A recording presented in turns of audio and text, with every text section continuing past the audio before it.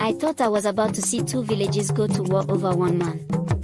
This happened 2 years ago, during my visit to my father's village in Nigeria.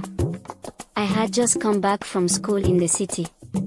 My cousin Tay was set to marry Princess Amora from the neighboring village. Everyone was excited. This marriage was supposed to unite the two villages after years of petty disputes. The engagement ceremony was huge. Drums, dancing, food everywhere.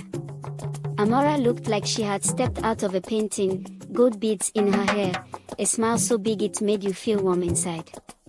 Then, it happened. In the middle of the celebration, another group arrived from the far side of the field.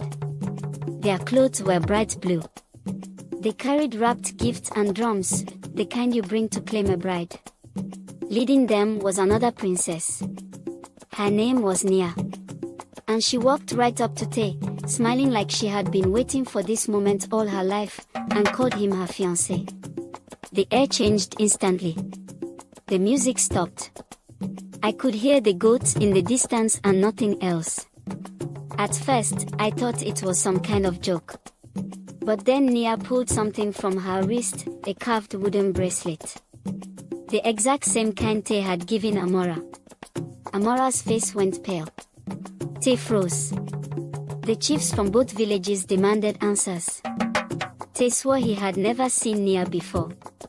Nia swore they had met months ago in her village, that he promised to marry her. The crowd started to turn restless. Old grudges between the villages began to bubble up. I could see people shifting their feet, moving closer to their own side, eyes narrowing at the other. If someone had thrown a stone that day, there would have been blood. Then, from the back of the crowd, an old woman's voice cut through the noise. She was the oldest person in our village, half blind, her voice like dry leaves in the wind.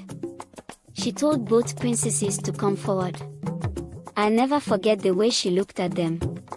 Not their clothes. Not their hair. Just their faces.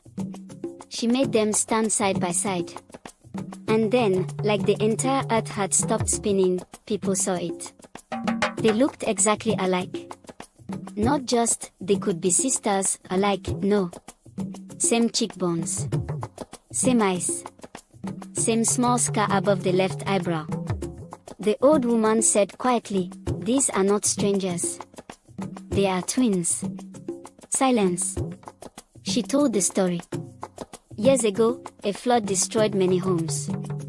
In the chaos, a trader found a baby in the river reeds and took her to a faraway village to raise as his own. The other baby stayed with her birth mother in her home village, never knowing she had a sister. Both villages started murmuring.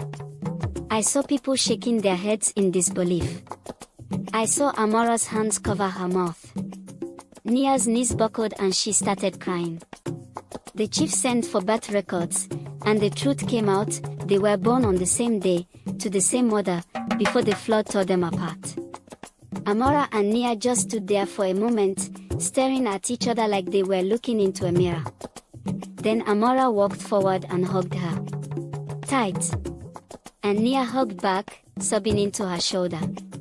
Tay. He didn't marry either of them right away. He spent months with both families, helping them reconnect. In the end, he married Amora, but Nia was the maid of honor. They've been inseparable ever since. I went home that night thinking I had just witnessed a disaster. But what I really saw was two strangers become sisters, and two villages become family.